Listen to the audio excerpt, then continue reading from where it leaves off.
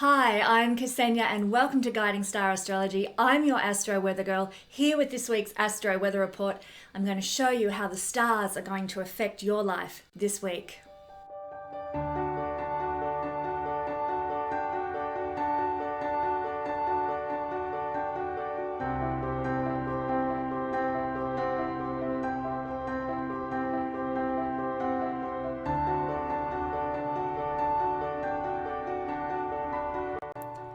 To get the most out of this video, I suggest listening to the report while you're cleaning or exercising, maybe creating something or driving down the road. Listen to the intro so that you know what's going to affect you and when it's going to happen in the week ahead.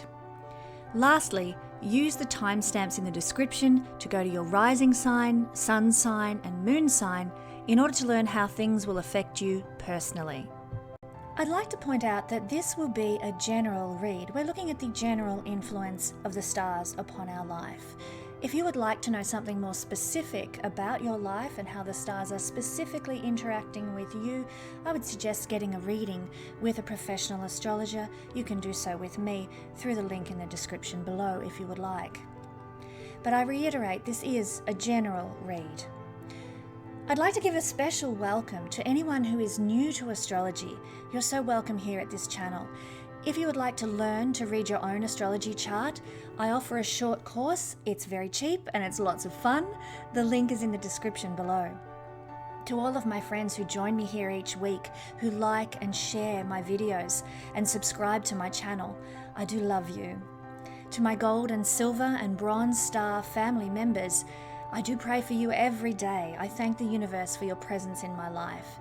If anyone would like to join the Guiding Star family, the link is also in the description below. And now to this week's Spotlight.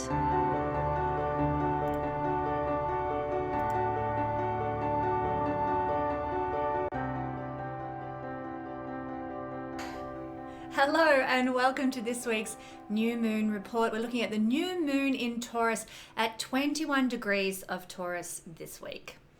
If you're after the specific times and locations for your part of the world, check the description box below.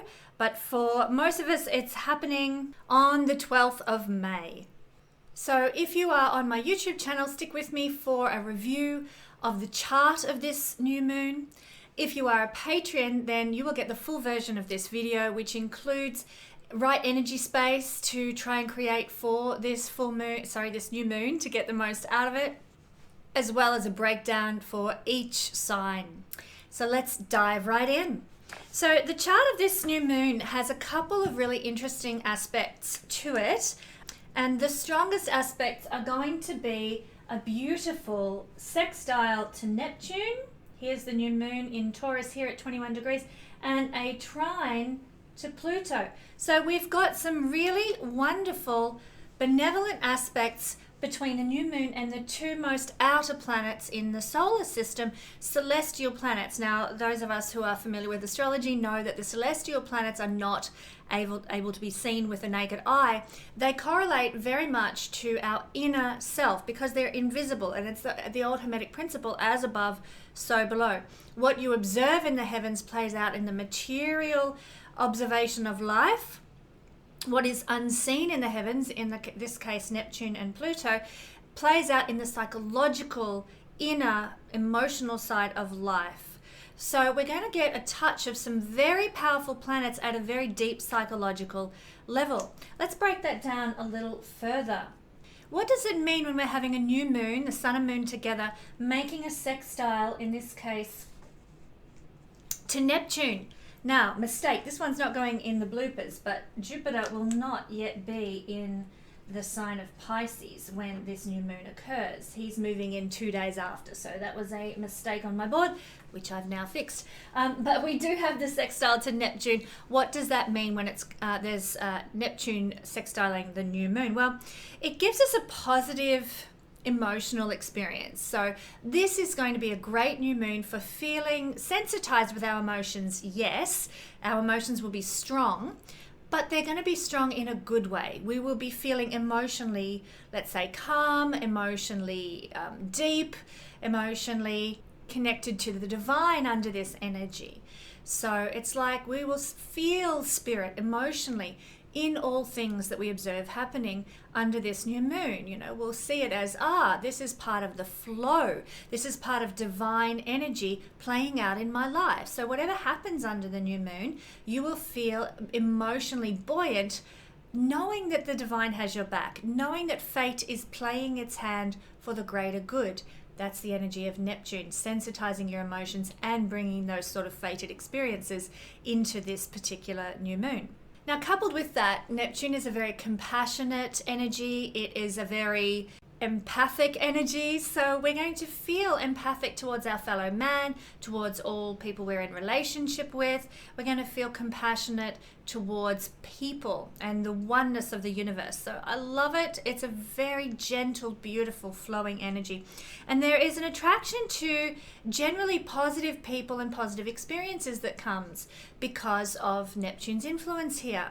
So we will find that we will probably experience more pleasurable circumstances, more kindly people, just nicer people, friendlier people. You know, when we hold the door open for someone, they'll actually say thank you, that kind of thing. Just nice experiences of not politeness. The example I gave was probably an example of politeness, but just an experience or experiences on this day that are beautiful.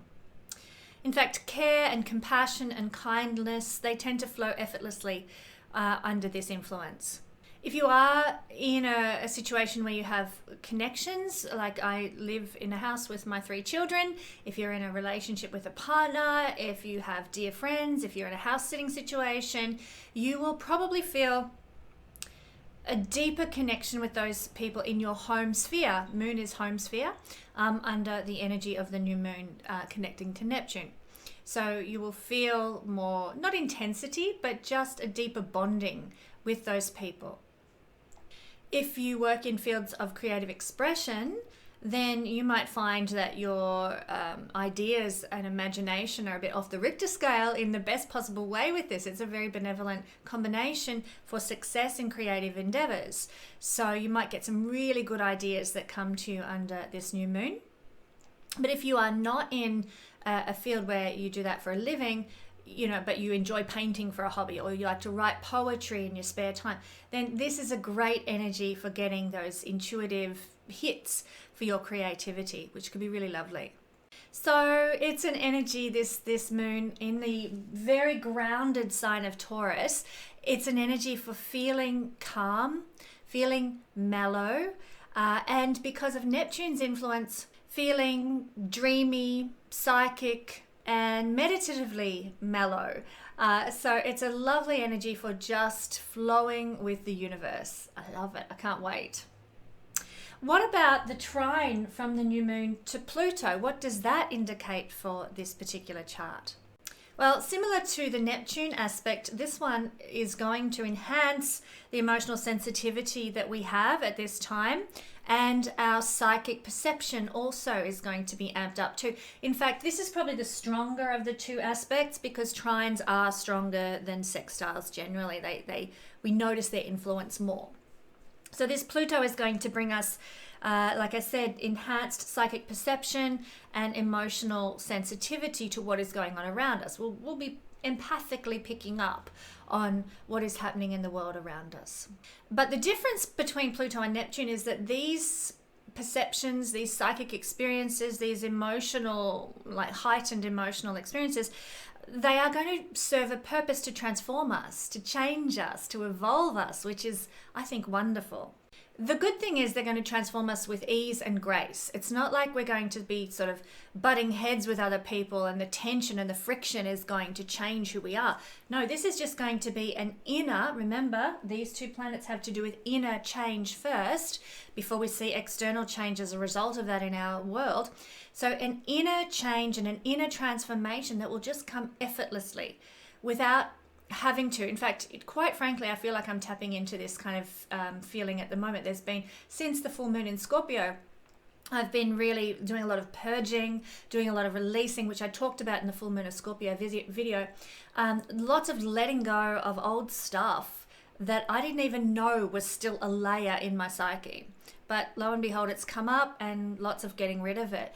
And then we're moving into this energy, and the transformation comes as a result of the full moon in Scorpio, yes, but also as a result of the ease that is flowing between Pluto and the new moon. Pluto is transformation.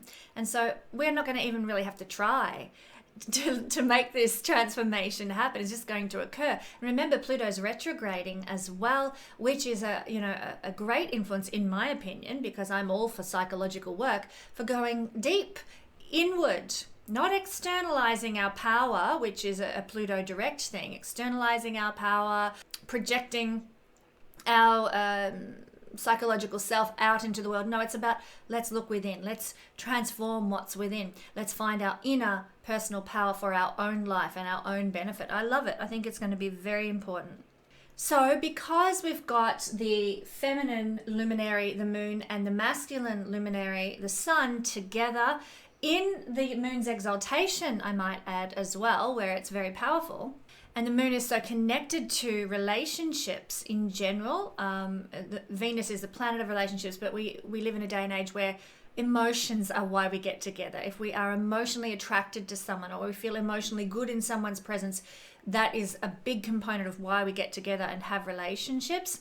So here in the exaltation of the moon, the planet of emotional connectivity, with a beautiful trine to Pluto that transforms us, tells us that relationships may be the key that transforms us under this new moon influence. Relationships will change us, they will fulfill us, and they will transform us deeply at this time. So because this is the new moon before the eclipse, and when we're looking at eclipses can be active up to a month before they occur. We need to pay attention to what's been happening since the full moon in Scorpio, right through this new moon in Taurus and up until the eclipse in Gemini, or Sagittarius rather, full moon eclipse in Sagittarius. We need to be looking at who has come into our lives new. What new friends have we made? What new contacts have we made? What new lessons have we learnt? What new experiences have we gone through? What have we reconnected with and revisited? Look at anything that is out of the ordinary that has occurred since the full moon in Scorpio, and we're getting a big hint as to what might be transformed in our lives at the eclipse. This new moon in Taurus is no exception to that either. Any new relationships, particularly under this influence, that you are a part of, that you have experienced, or that come into your life now, are going to have a significant effect to change and transform and grow you. Now, Pluto is a very karmic planet. He's actually the karma of trauma and suffering. And there's a great deal of detail I could go into about what that means for us in each house placement and so on. But you might need to get a reading with me to explore that topic. However, with a trine aspect, it can indicate, because Pluto is also a planet of therapeutic healing, it can indicate healing of past life traumas, sufferings, and wounds when it's connecting, in this case, to the powerful new moon in Taurus.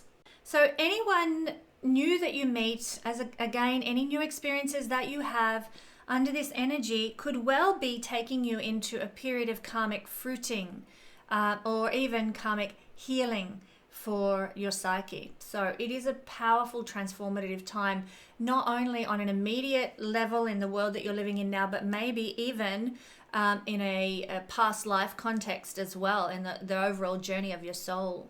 So what's the overall theme then with this chart? What are the main influences that are going to be unfolding for us all in general? Remember, this is a general read.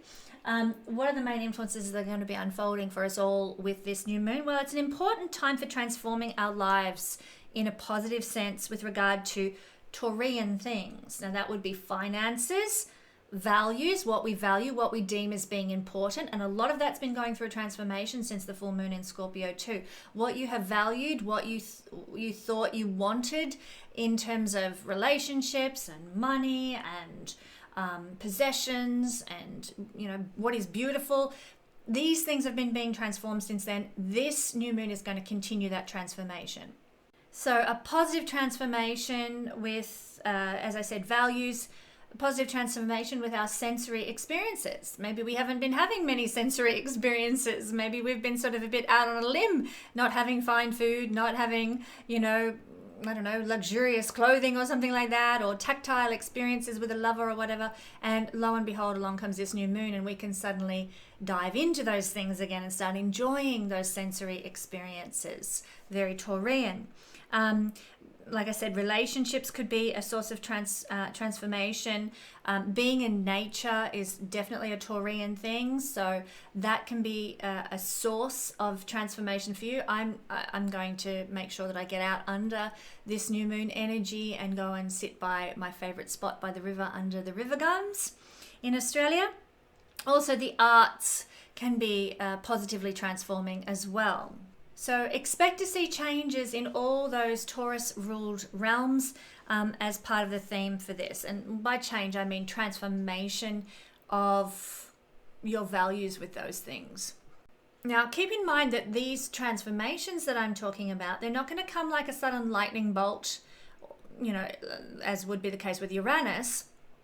They're more likely to be a bit more infiltrating because of Neptune's influence, a bit more sort of stealthy, the fog creeping in, but they're also going to come at an internal level first. You're going to change within your perceptions of what you need in life and what you value in life. They'll go through a bit of a shift because of this energy, and then that will tend afterwards to manifest in your external experience. You may have always thought that you valued certain qualities in a partner, and then you go through this particular new moon in an easy, benevolent way. Those values of what you thought you wanted in a partner are transformed.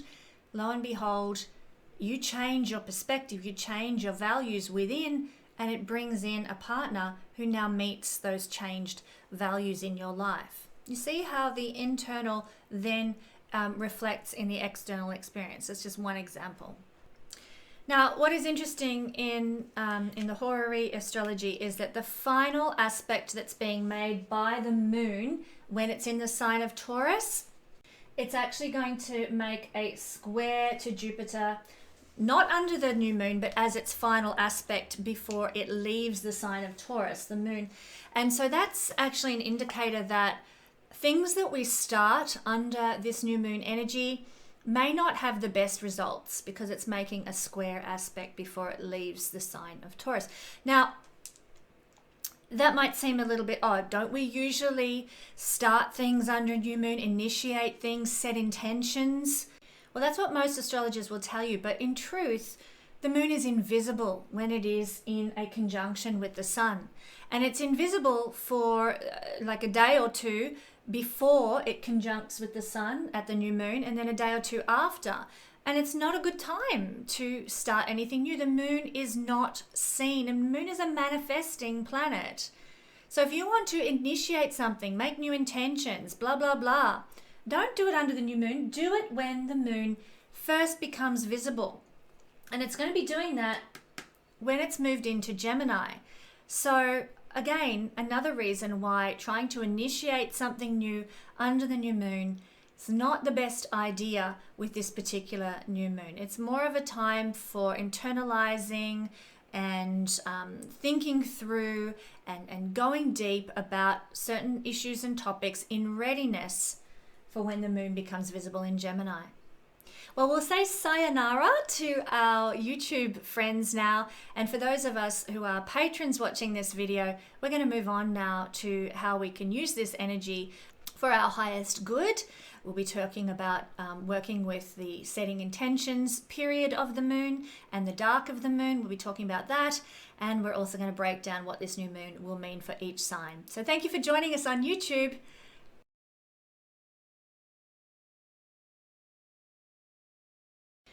Hello and welcome to this week's new moon. Well, that's what most astrologers will tell you, but well, I don't mean to sort of big note